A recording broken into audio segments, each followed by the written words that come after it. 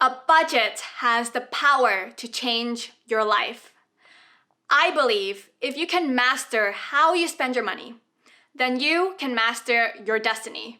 Which is why today I'm going to explain to you guys how you can use a prepaid debit card as a tool to help you master your budgeting skills and take back control over your finances.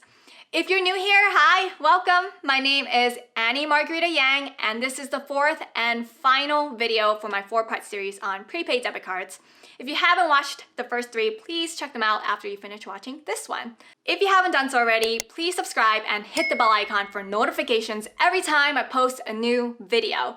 My channel is all about teaching you how to critically think and approach your financial decision making. I'm not here to dispense generic advice that doesn't help anyone, such as spend less than you earn. That doesn't help anyone. I'm here to give you practical money advice that works because it's based on my real life experiences. So please subscribe. So let's get started on how you can use a prepaid debit card and incorporate it into your life so that you can stick to a budget. First things first. How you spend your money is not a logical decision at all.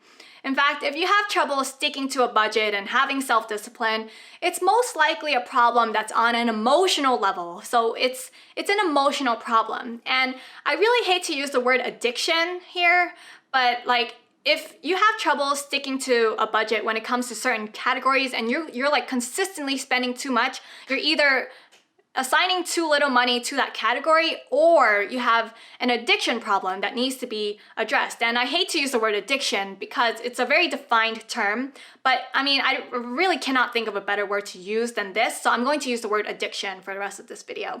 So when I was 18 to 20 years old, I had depression. I was surrounded by adults who were supposed to be my role models, but they were always putting me down and telling me that I would amount to nothing. And as much as I didn't want to believe them, when you're being told this all the time in your life, you're going to internalize what they say eventually, right? So I just felt so bad. I had depression and I had nothing to look forward to at that time in my life. So I looked forward to the daily sugar that I wanted to get. So every day I would go to the grocery store and buy a bar of chocolate for $3. And the sugar in that chocolate just gave me a temporary moment of bliss before I crashed a few hours later from too much sugar intake. But I kept this up for maybe a year and a half.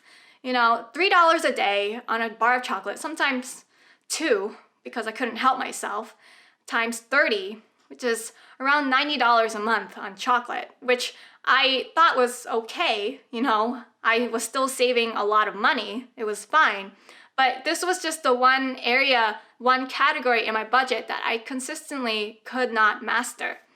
And it wasn't until my doctor told me that my blood test showed that I'm borderline pre-diabetic at 20 years old, I realized that I had a problem. And not only did I think to myself, well, I need to cut back on chocolate, I thought to myself, maybe it's because I love to save money and, it was my goal to become financially independent from my parents, that I can try to overcome this chocolate addiction through my budgeting.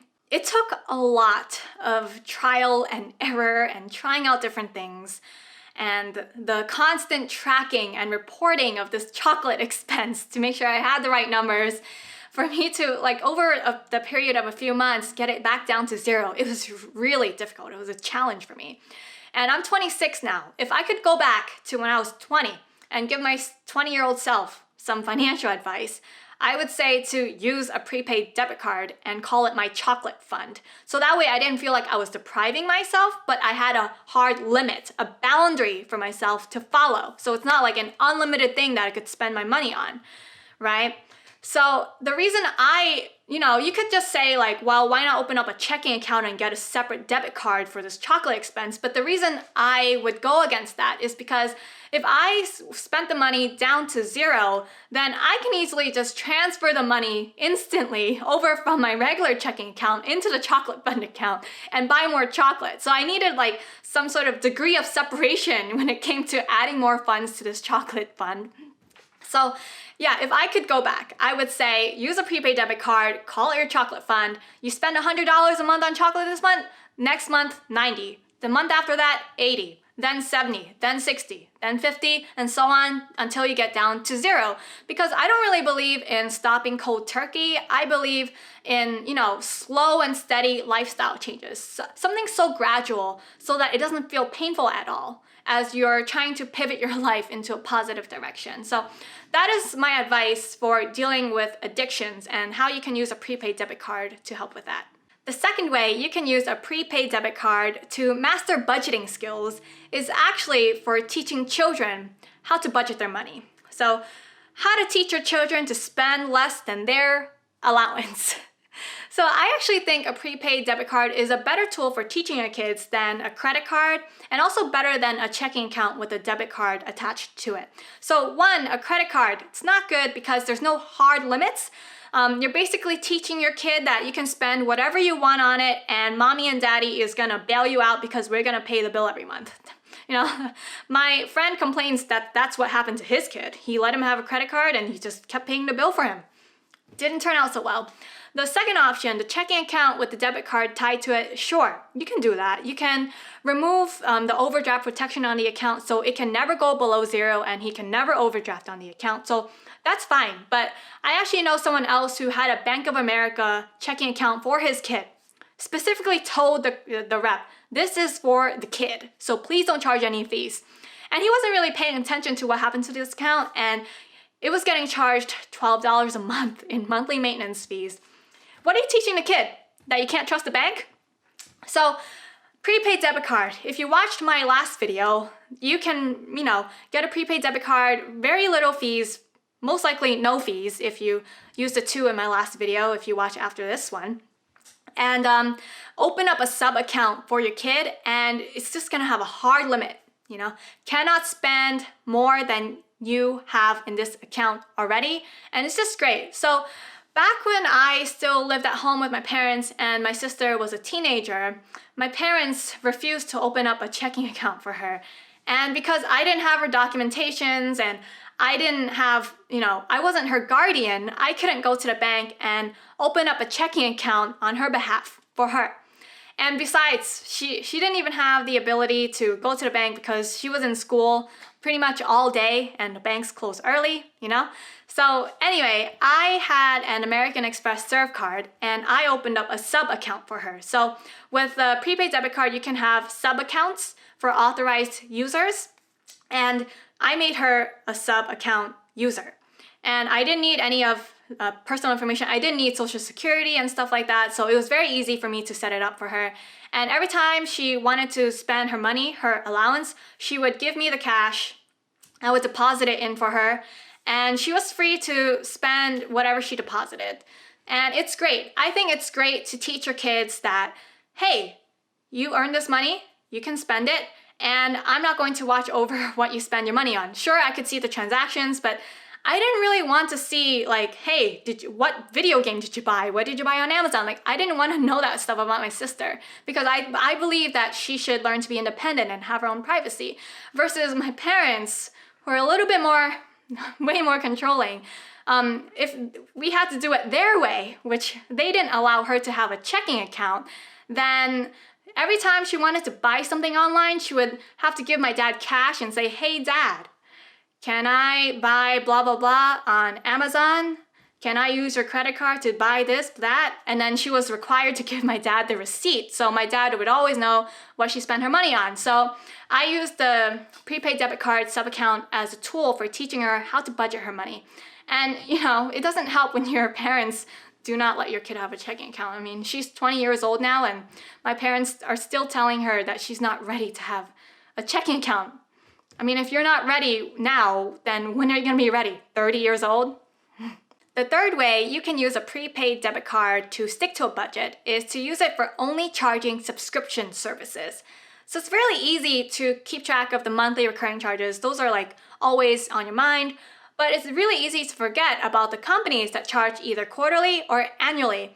And you know what's the most annoying thing about some companies?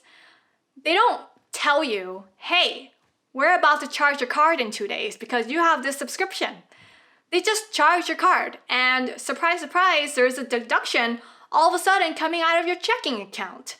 So to avoid stuff like that, you can charge it to a prepaid debit card, because then it won't be so much as a surprise that's tied to your checking account, which can overdraft if you don't keep enough money in your account because you didn't also account for the subscription charge. It's also great because you can look back on your transaction history for all your subscription charges all in one place, and you can see the trend. So are they charging the same price that they charged last time, or did they raise the price and not even tell me? And also, if you're trying to cut back on your budget someday, eventually, you can always just look back on this card only and see like, hey, oh yeah, I can cut back on my spending by here, here, and here, you know? So it's all in one place, organized already for you with no extra effort on your part. So you can use a prepaid debit card for subscription services. All right, that's all my information for you guys today. I hope some of the things that I said today somehow inspired you to think of prepaid debit cards as some sort of tool that you can use to stick to a budget. You know, these are just ideas to inspire you in some way. If you have more ideas in addition to what I just said, please leave it in a comment below, because I don't know everything myself. You know, I think we can all learn from each other. So I would love to hear what your thoughts are. And of course, as always, the information on my channel is free and I don't take sponsors. So if you want to support my channel financially, please buy my book, 1001 Ways to Save Money, Quit Flushing Your Hard-Earned Money Down the Toilet. If you already bought my book, I would truly appreciate it if you could leave me a review. So I'm always, trying to be of service and add value to your lives, and not everyone who watches these videos leaves me a comment, so I'm not really sure what you guys think, and not everyone who reads my book will leave me a review. So I always just want to get feedback and hear what you guys think, especially of my book, because I'm in the process of editing it and making it even better than before. So I would love to hear what your thoughts are. So leave me a review on Amazon. If you like this video, please give it a thumbs up and share it with your friends, and I will see you guys next time. Bye.